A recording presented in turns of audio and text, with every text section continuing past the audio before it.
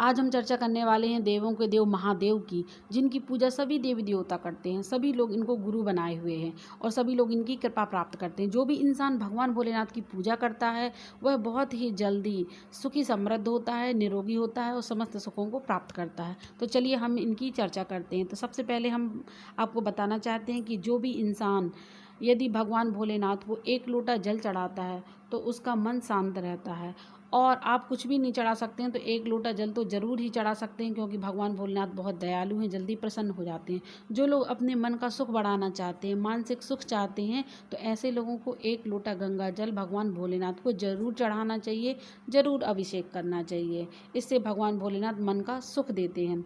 वहीं हम बात करते हैं दूध की। यदि जो भी भक्त, जो भी इंसान भगवान भोलेनाथ को गाय का दूध चढ़ाता है तो इसको चढ़ाने से, इससे अभिषेक करने से जो हमारे शरीर के रोग हैं, तन के रोग हैं, वो रोग दूर होते हैं, उत्तम सुखों की प्राप्ति होती है।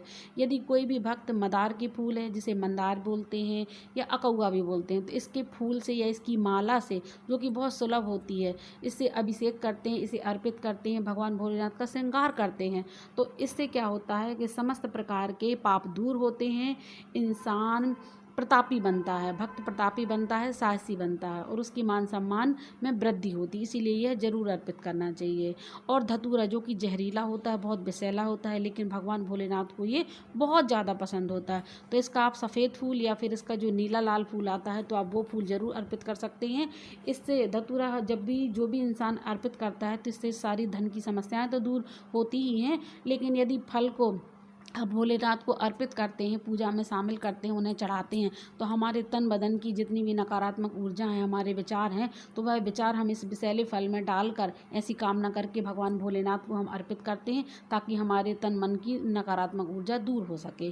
और वहीं पर यदि जो भी इंसान यदि बेलपत्र से भगवान भोलेनाथ का अभिषेक करता है, लेकिन एक बात का ध्यान रखें कि ये खंडित नहीं होना चाहिए। तो बेलपत्र भगवान भोलेनाथ को बहुत प्रिय है, क्योंकि यह भगवान भोलेनाथ जो त्रिदेव हैं, तो त्रिदेव का सूचक भी है और यह त्रिशूल का सूचक भी है। और ऐसा माना जाता है शिव पुराण के अनुसार कि बेलपत्री के जो 3 पत्ते होते हैं तो ये चढ़ाने चाहिए और उल्टे चढ़ाने चाहिए, और ये त्रिदेव का प्रतीक माना जाता है। तो आप बेलपत्र जब भी चढ़ाएं तो इसमें राम राम लिखकर या ओम नमः शिवाय लिखकर आप जरूर अर्पित करें, तो इससे समस्त सुखों की प्राप्ति होती है। इसके अलावा यदि, जैसा कि चंदन का नाम ही है, उसका काम ही है कि खुशबू देना, दूसरे को प्रसन्न करना, तो उसी प्रकार से चंदन से अभिषेक करने पर भगवान भोलेनाथ भक्तों के व्यक्तित्व को प्रभावी बनाते हैं, उसको आकर्षक बनाते हैं, तो समाज में मान प्रतिष्ठा स्वतः ही बढ़ जाती है।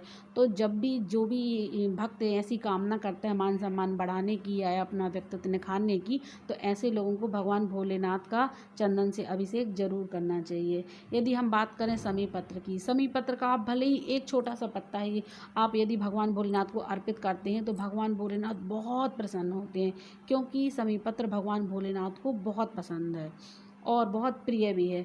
इससे क्या होता है कि ग्रह दोष तो दूर होते ही हैं, समस्त जो भी हमारी धन की इच्छा है तो वो धन की इच्छा पूरी होती है, बहुत सारी धन दौलत हमें प्राप्त होती है, धन दौलत का हमें सुख प्राप्त होता है। इसीलिए बेलपत्र के साथ साथ समी पत्र भी ज़रूर अर्पित करना चाहिए। यदि हम बात करें गन्ने की रस की, तो गन्ने का रस है तो बहुत सुलभ होता है, हमेशा मिल जाता है। तो जो इंसान यदि 1 महीने तक भगवान भोलेनाथ का गन्ने के रस से अभिषेक करता है, तो ऐसे लोग जिनको पुत्र की कामना है तो वह कामना भगवान भोलेनाथ जरूर पूरी करते हैं, और जितने भी सांसारिक सुख हैं वह दिनों दिन बढ़ते जाते हैं। इसीलिए भगवान भोलेनाथ का गन्ना के रस से जरूर अभिषेक करना चाहिए। गन्ना के रस से अभिषेक करने से आर्थिक समस्याएं भी दूर होती हैं। वहीं बात करें हम चावल की, जिसे कि हम अक्षत बोलते हैं, तो ऐसी मान्यता है कि शिव पुराण के अनुसार यदि जो इंसान चावल से भगवान भोलेनाथ का अभिषेक करता है तो उसकी सारी मनोकामनाएं पूरी होती हैं, उसका जो ऐश्वर्य है, उसका मान सम्मान है, तो वह अखंड रहता है। यानी कि हम चावल को खंडित नहीं चढ़ाना है, अखंडित ही चढ़ाना है, इस बात का आपको ध्यान रखना है।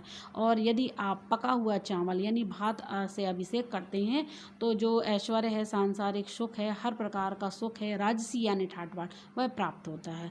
और समस्त पापों के नाश के लिए, हर इंसान से जाने अनजाने में कोई ना कोई गलती होती है, पाप होती है, तो उन पापों की मुक्ति के लिए भगवान भोलेनाथ को मूंग जरूर अर्पित करना चाहिए। तो ये छोटी छोटी सी चीज़ों का आप अर्पण करके, अभिषेक करके भगवान भोलेनाथ की की आप कृपा प्राप्त कर सकते हैं। और भगवान भोलेनाथ तो हैं ही दयालु, बहुत जल्दी कृपा भी दे देते हैं, वह अपने भक्तों को कभी निराश नहीं करते हैं। तो यह वीडियो आपको कैसा लगा आप ज़रूर बताइए। यदि चैनल को अभी तक आपने सब्सक्राइब ना किया हो तो आप ज़रूर सब्सक्राइब कर लीजिए।